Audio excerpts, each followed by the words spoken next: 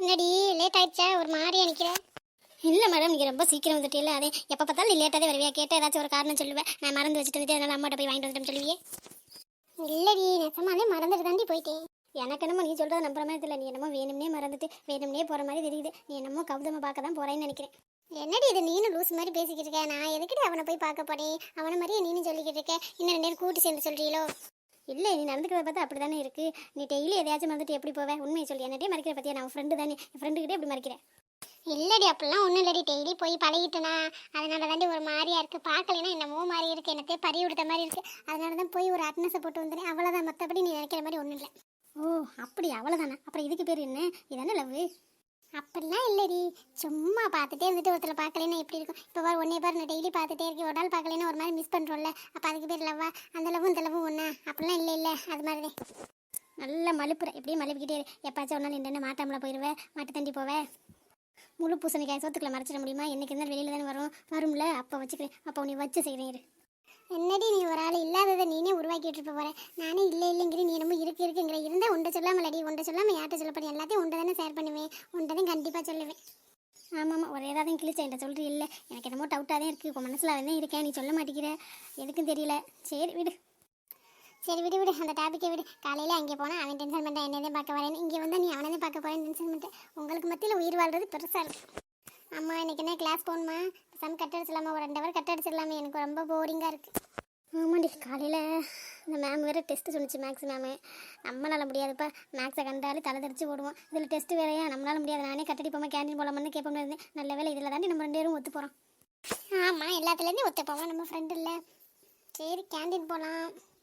Account வேறு எவ்வளோ ஏறி வச்சுருந்தலையே, காசு எடுத்துகிட்டு வரலையே, நீ எடுத்துகிட்டு வந்தியா? நம்ம அண்ணன் தானே, அக்கௌண்ட் எவ்வளோ ஏறினாலும் தந்துக்கிட்டே இருப்பார். காலேஜ் விட்டு போக போகிறோம், இன்னும் 3 மாதம் தான் இருக்கோடி. ஆகா, அதுக்கப்புறம் மறுபடியும் படிக்க சொல்லுவாங்களா, வேலைக்கு போக சொல்லுவாங்களான்னு தெரியலையே. ஆமாடி, ஏதாச்சும் ஒன்று பண்ணணும். என்ன பண்ணுறதுல, எனக்கு மறுபடியும் படிச்சுட்டு வேலை பார்க்கணும்னு ஆசையாக இருக்குது. அம்மா என்ன பண்ணுறது இல்லை, எங்கள் பெரியப்பா என்னமோ டார்ச்சர் பண்ணிக்கிட்டே இருக்காராம். கல்யாணம் பண்ணி வெய்ய, மாப்பிள்ளை இருக்குன்னு. எனக்கு அதை நினச்சா பக்குன்னு இருக்குது.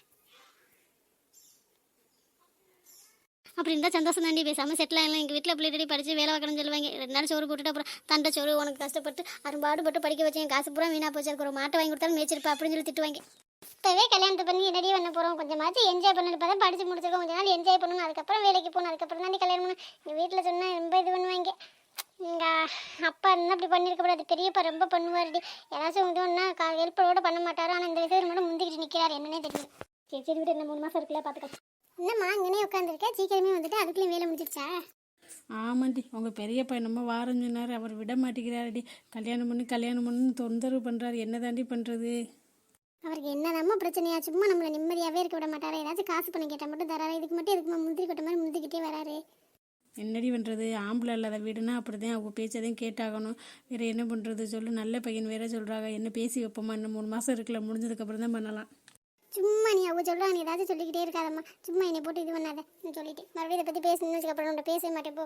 இப்படி மத்தள மாதிரி 2 பக்கம் இடிச்சா நான் என்ன தாண்டி படிவேன்? நானும் மனசு தானே, என்னை என்ன பண்ண சொல்லி அங்கே பொழுதைக்கும் வேலை பார்த்துட்டு அதான் அந்த அம்மாட்ட கட்டிக்கிட்டே கிடக்கும். அதுகிட்ட வேலை பார்த்துட்டு வந்தால் இங்கேயும் வந்து நிம்மதியாக இருக்க முடியுமா? அவர்கிட்ட வேணான்னு சொன்னால் அவர் என்னமோ என் பேச்சு கேட்க மாட்டேங்கிறியே, ஆம்பளை இல்லாத வீடாக போச்சு, உங்கள் சௌரியமாக போச்சு அப்படின்னு சொல்கிறாரு. நான் என்னத்தையும் சொல்கிறேன்னு சொல்லு. இல்லைம்மா, 3 மாதம் கழிச்சு நான் மறுபடியும் படிக்கலான்னு இருக்கேன். அப்ளிகேஷன் கூட போட போகிறேன். நீ சும்மா இது பண்ணிக்கிட்டே இருக்காத. அவட்ட நீ சொல்கிறே இல்லை, நான் சொல்லுவேன். அப்படிலாம் எடுத்தெறிஞ்சு பேச முடியாதுடி. எல்லாத்துக்கும் அனுசரித்து தானே போகணும். நல்லது கெட்டது எல்லாம் இருக்குல்ல, எல்லாத்துக்கும் அதை அவங்கள அனுசரித்து தானே போகணும். பிடிக்கலைங்கிறதுக்காக மூஞ்சியை காட்ட முடியுமா சொல்லு? ஏதோ நல்லது ரத்தம் கிடக்க கண்டி தானே நல்லது செய்யணும் அப்படின்னு சொல்லிக்கிறதுக்காக அவங்கள்ட்ட போய் எப்படி வேணாம் அப்படின்னு மூஞ்சியை காட்டுறது சொல்லு? நீ இப்படியே யோசிச்சுட்டே இருக்கு. நான் ஒரு நாளைக்காச்சும் மூஞ்சில் அடிச்ச மாதிரி பேச போகிறேன் பாருவே. சும்மா என்ன நல்லது கெட்டது நிற்கிறாவே, எதுக்கு வந்து நின்னாவே, இதுக்கு மட்டும் அப்படியே பறந்துக்கிட்டு இருக்காங்க. நல்லா விசாரிச்சு பாரு. எங்கேயும் கிடக்கிறவளை கொண்டாந்து வேலை வெட்டி இல்லாதவளை வந்து கட்டி வச்சிருவா. ஒரே ஒன்றும் கேட்க மாட்டாங்க, நம்மளை எதுவும் செய்ய சொல்ல மாட்டாங்க, அப்படி பண்ணுவாங்க. ஏதாவது செய்யலைன்னா உங்கள் பெரியப்பா செய்வாரடி. அப்படிலாம் செய்யாமல் உன்னை விட்டுருவாரா அம்போன்னு? எனக்கு சொன்ன போயே புரியாதம்மா. எல்லாம் இந்த மாதிரி எல்லாரும் சொல்ல நம்பிக்கிட்டே நல்லாவே வச்சு செய்கிறாங்க. அப்படி இருந்து நீ உங்களை விட்டு கொடுக்க மாட்டேன். உன்னை என்னதான் சொல்கிறது தெரியல. சொந்த பந்தம்னா அப்படி தாண்டி, என்ன விட்டு கொடுக்காம பேசுகிறாங்க எல்லாரும். அப்படி தான், அதுக்கு என்ன பண்ணுறது? எல்லாரும் நல்ல உள்ளாவே இருக்க முடியுமா? அதே மாதிரி கெட்ட உள்ளாவே இருக்க முடியுமா? நம்ம அனுசரித்து தான் போகணும், அப்படி தான் ஆகணும். சரி, நான் அவங்க பெரியப்பாட்ட ஏதாச்சும் சொல்லிக்கிறேன். அவர் ஏதாச்சும் கேட்டாருன்னு வச்சுக்கா, நீ சும்மா ஒரு மாதிரி பேசாத. அப்புறம் என்ன புள்ள வளர்த்து வச்சுருக்கா அப்படின்னு என்னை தாண்டி திட்டுவாங்க. சரிம்மா, நான் அப்படிலாம் பேச மாட்டேன். இருந்தாலும் சொல்கிறேன், நீனே சொல்றியா? அவங்க சொல்கிறாங்கிறக்காண்டி என்னை கல்யாணம் பண்ணிக்கன்னு சொல்லி எனக்கு என்ன இப்போ கல்யாணம் பண்ணுற வயசாம்மா? ஏமா நீ வேற? எனக்கு மட்டும் என்னடி ஆசையாடி, நீ ஒரு ஆள் ஒத்த பிள்ளைய பெற்று வச்சுக்கிட்டு நான் கொஞ்ச நாள் ஆச்சு என் கூட வச்சுக்கணும்னு ஆசைப்பட மாட்டேனா? நான் கஷ்டப்படுற மாதிரி நீனு கஷ்டப்படக்கூடாதுல, நல்லதாக பார்த்து தான் கட்டி வைக்கணும். அப்படிலாம் அவசரப்பட்டுலாம் உன்னை கட்டி கொடுத்துட மாட்டேன்.